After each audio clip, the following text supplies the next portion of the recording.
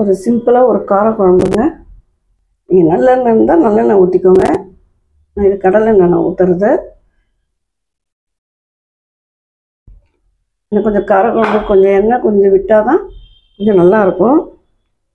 அதுக்கு தேவையானது ரொம்ப சிம்பிளாக சட்டுன்னு செஞ்சோன்னா பாருங்க, கடுகு தாளிப்புக்கு கொஞ்சம் வெந்தயம், கொஞ்சம் சீரகம், கொஞ்சம் மிளகு எடுத்துருக்கேன். இது இல்லாமல் பூண்டு, ஒரு சின்ன சைஸ் பூண்டை உரிச்சு வச்சுக்கிட்டேன். வெங்காயம், தக்காளி இவ்வளோதாங்க. இதுக்கு நான் டக்கு டக்குன்னு செஞ்சுட்டு புளி ஊற வச்சுருக்கேன். இதுக்கு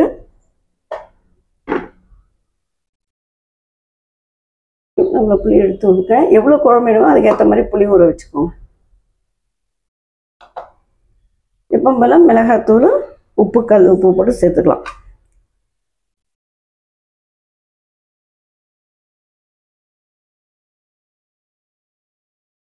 கடுகு போட்டு தாளிச்சுக்கோங்க.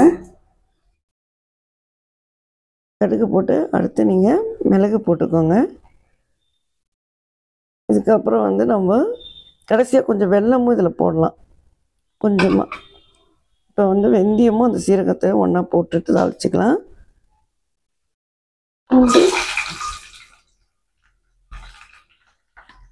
பூண்டு எண்ணெயிலே வதக்கோங்க.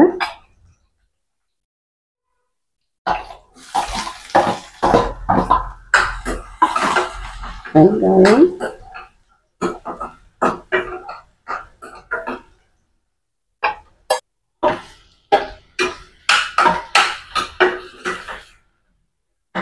நம்ம கொஞ்சம் எண்ணெய் ஜாஸ்தி விட்டுருக்கோம் இல்லையா, அதனால எல்லாமே டக்கு டக்கு டக்கு டக்குன்னு வந்துடும். தக்காளி வதங்கிடுச்சுங்க. உப்பு, இதில் கத்திரிக்காய் வேணாலும் நீங்கள் சேர்த்து செய்யலாம்.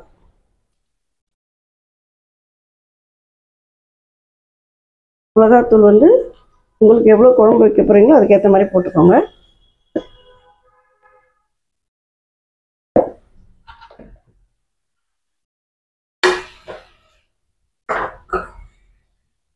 கொஞ்சம் எண்ணெயிலே நம்ம இந்த மாதிரி வணக்கிட்டு அதுக்கப்புறம் தண்ணி ஊற்றிக்கலாம்.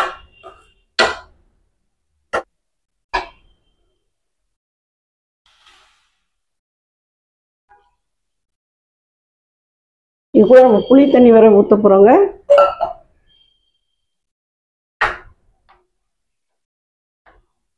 நீங்கள் காய் போட்டிங்கன்னா இந்த காய் போட்டு இந்த தண்ணியிலேயே வந்து காயை வேக வச்சு எடுத்துக்கலாம். இதுலேயே வந்து நீங்கள் கத்திரிக்காய், முள்ளங்கி, உருளைக்கிழங்கு அந்த மாதிரியும் போட்டுக்கலாம். காய் ஒரு 2-3 காய் சேர்த்த மாதிரியும் அந்த குழம்பு வைக்கலாம். அதுவும் நல்லா தான் இருக்கும். நான் ஒரு சிம்பிளாக காயெல்லாம் இல்லைன்னு வச்சுக்கோங்களேன், டக்குன்னு ஒரு குழம்பு வைக்கணும்னா இது ரெடி பண்ணிக்கலாம். இது நைட்டே கூட வச்சுட்டு நீங்கள் அடுத்த நாள் எடுத்து சாப்பிட்லாம். இது பாருங்க, கொதி வந்துடுச்சு.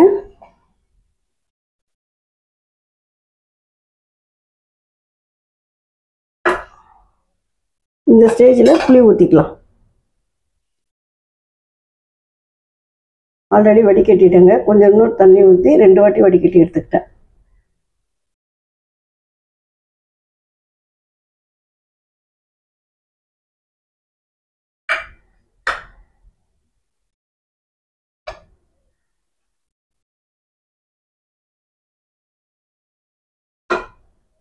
சீக்கிரம் ஆயிடுச்சு பார்த்தீங்களா?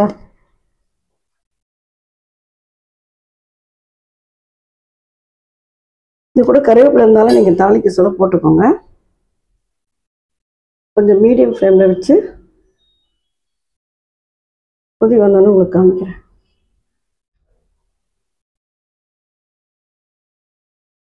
பாருங்க, இந்த மாதிரி எண்ணெய் திரண்டி வரணும். சூப்பராக இருக்குது. நான் அப்பப்போ வந்து கொஞ்சம் கிண்டி விட்டேன். நான் கொஞ்சம் இந்த மாதிரி பண்ணி விட்டுடுங்க. அதுக்கப்புறம் நீங்கள் ஸ்லிம்மில் வச்சு விட்டுட்டிங்கன்னா அந்த எண்ணெய் மேலே வரும்.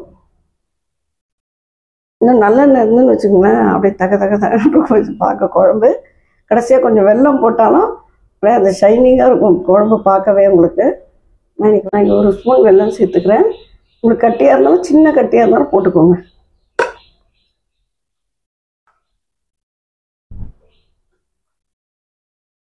இல்லை வத்த குழம்புன்னு சொல்லலாம், காரக்குழம்பு, பூண்டு குழம்பு, எது வேணால் வச்சுக்கலாம். உங்களுக்கு இல்லை தித்திப்பு, புளிப்பு, பூண்டு, மிளகு எல்லாம் சேர்ந்து நல்ல ஒரு டேஸ்ட்டாக இருக்கும். இது 2 நாளைக்கும் நீங்கள் நல்லா வச்சு அப்படியே சாப்பிடலாம், ஃப்ரிட்ஜில் வைக்காமல். ஆல்மோஸ்ட் ஃப்ரிட்ஜில் எதுவுமே வைக்க மாட்டேன். வச்சு சாப்பிட்டிங்கன்னா அது உடம்பு கெடுதி.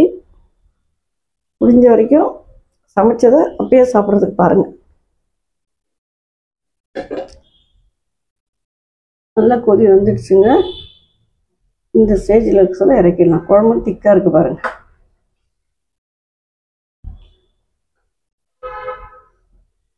காயை போட்டு சமைக்கிறது இந்த மாதிரி வெறுமனே வச்சுக்கலாம். இல்லைன்னா பச்சை சுண்டைக்காய், காஞ்ச சுண்டைக்காய் எது வேணால் போட்டுக்கலாங்க.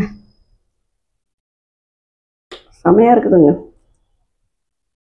இந்த புளிப்பும் திதிப்பும் அந்த கல்யாணத்தில் வைப்பாங்களே வெத்த குழம்பு, அது மாதிரி டேஸ்ட்டு.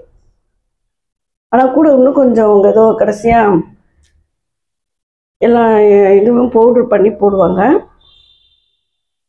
முடிஞ்ச வரைக்கும் எவ்வளோ சிம்பிளாக செய்ய முடியுமோ, எவ்வளோ சீக்கிரம் சமையல் செய்ய முடியுமோ அதுதான் பார்ப்பேன் நான்.